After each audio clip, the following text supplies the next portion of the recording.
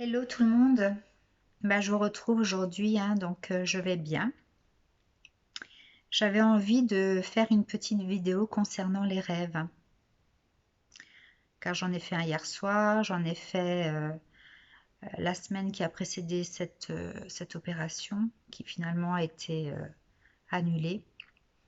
Et je me dis que finalement, on n'a pas forcément besoin de bouquins pour interpréter ses rêves, ni de faire des recherches sur Internet. Alors parfois, il y a des similitudes dans ce que nous pouvons interpréter par nous-mêmes et ce que nous pouvons lire de ces interprétations, mais je dirais que ce qui est écrit, les écrits en fait sont comme les guidances.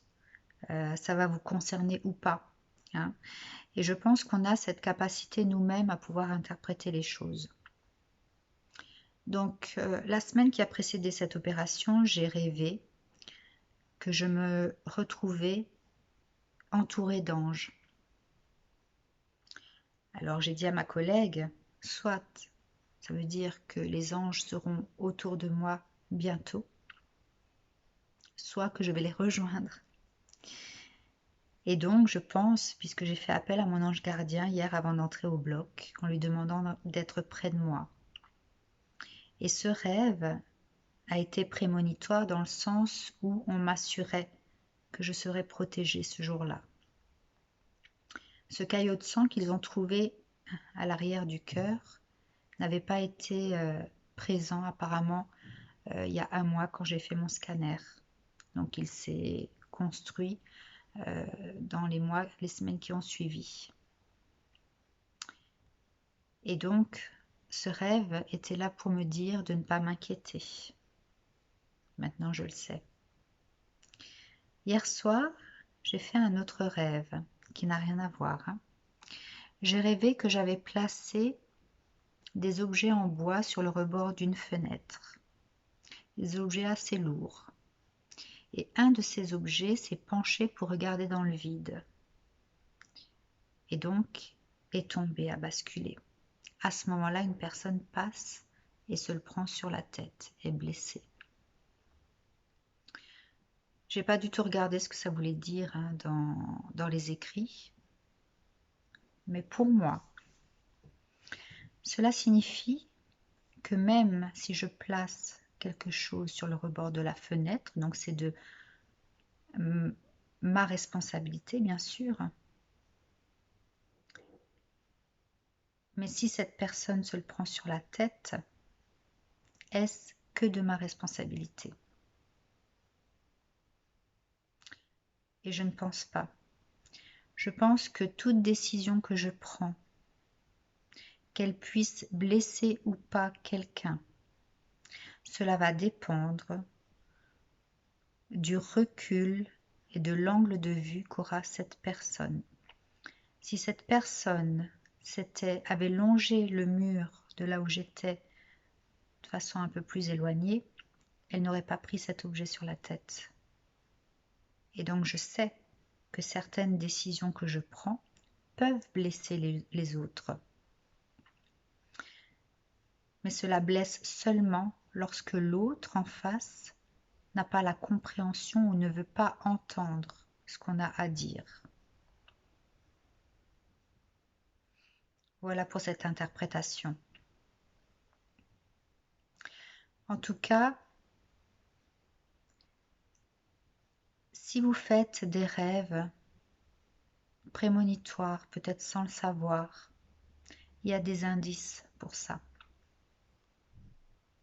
En ce qui me concerne, tous les rêves prémonitoires que je fais me réveillent avec cette sensation d'avoir le sang glacé, j'ai le corps qui fait mal. Ce sont en général des rêves qui ont toujours un lien avec la mort. Une fois, j'ai rêvé, c'était un rêve prémonitoire où je rêvais d'une personne, que je la retrouvais, dès que je tournais la tête, je voyais son visage et le lendemain, je l'ai croisée et habillée quasiment de la même façon. C'est le seul rêve prémonitoire positif que j'ai fait. Vous pouvez, je pense, avoir cette capacité, vous aussi, de faire des rêves prémonitoires. Mais encore, faut-il pouvoir analyser les choses et communiquer autour de vous pour savoir ce qui s'est passé chez les autres. Un des premiers rêves prémonitoires que j'ai fait, bon bien sûr c'était en lien, tous mes rêves prémonitoires étaient toujours en lien avec la mort, mais il y en a qui m'ont marqué. Parfois vous pouvez être dans un endroit, comme là j'étais dans une forêt, je voyais du sang partout, j'entendais des bruits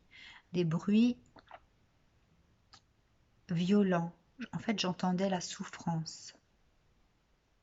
Et le lendemain j'ai appris qu'une personne avait mis fin à ses jours, pas très loin de chez moi, en se tirant une balle dans la tête. Donc ce rêve, comme tous les autres, m'a réveillée avec cette sensation de douleur dans le corps, de sang glacial. Ça m'avait glacé le sang. Donc si vous avez cette sensation-là, en général, ce sont des rêves prémonitoires.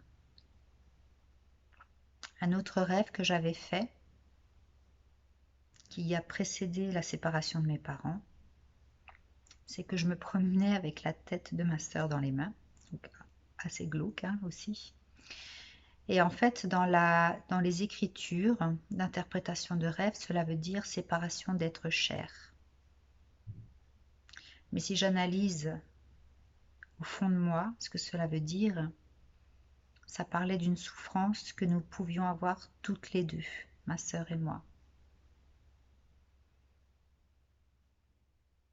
Donc, pas la peine de chercher dans les livres, on peut interpréter soi-même ses rêves. Qu'est-ce qu'il y avait d'autre? Ah oui. J'ai rêvé aussi d'une fois où quelqu'un que je connais, qui est assez machiavélique, me regardait en faisant du mal à quelqu'un.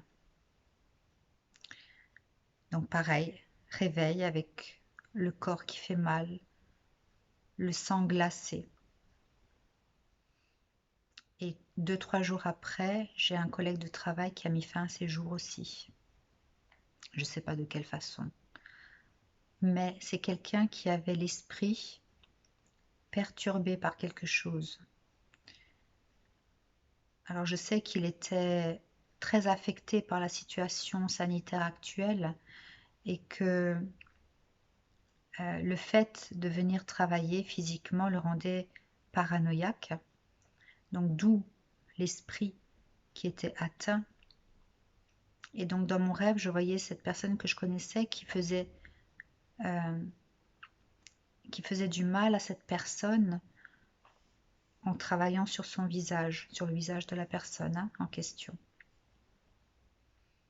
Donc lorsque j'ai su que mon collègue de travail avait mis fin à ses jours, j'ai compris que ce rêve que j'avais fait le concernait lui. L'esprit torturé. Comme si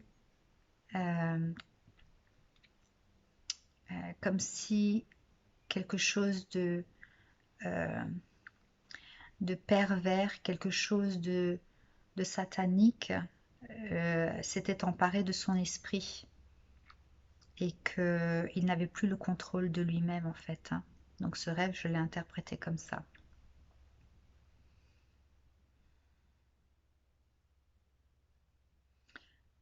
Une fois, j'ai rêvé que j'étais dans un immeuble, dans un appartement situé au 5e étage et que ma fille basculait dans le vide. Chaque nuit, c'était la même chose. Donc je me réveillais, bien sûr, avec des douleurs dans le corps, ce sang glacé. Et je m'asseyais et j'avais un comportement très bizarre puisque voilà, je ne suis pas alsacienne de naissance. Ma maman est alsacienne, donc j'habite en Alsace maintenant, mais je ne parle jamais alsacien. Et lorsque je m'asseyais, lorsque je me réveillais, je criais. Donc pour ceux qui sont alsaciens qui comprennent, oh yes Scott, oh yes Scott. Donc c'était très rigolo par après quand on en parlait.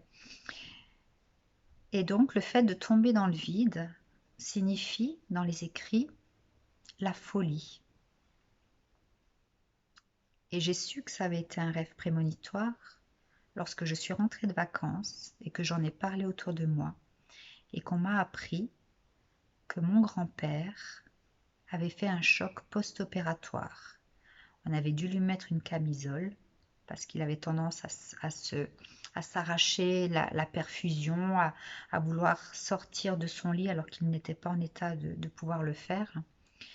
Et donc, à distance, dans cet autre pays, j'ai senti mon grand-père dans cette détresse-là. Et j'ai fait ce rêve qui avait un lien avec la folie, en rêvant de ma fille qui passait par-dessus le balcon.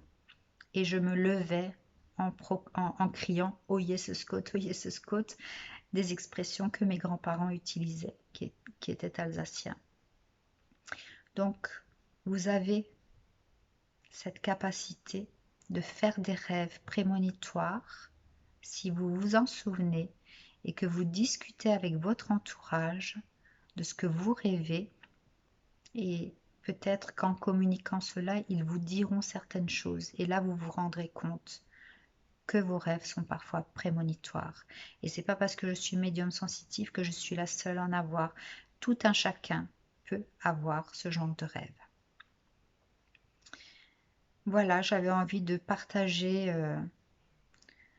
cette expérience des rêves, de l'interprétation personnelle des rêves.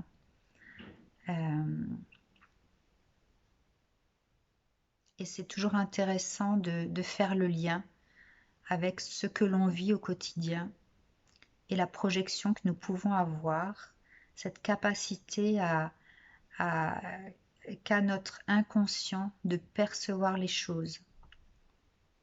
Je pense qu'on a des capacités qui sont infinies, qu'on ne maîtrise pas tout, mais en ayant la conscience de ce que nous pouvons faire inconsciemment, ça nous donne en fait des informations sur qui nous sommes, sur ce que nous sommes capables d'avoir comme canal de réception. Voilà, donc si jamais vous avez vos rêves à partager, je suis tout oui. À très bientôt. Prenez soin de vous.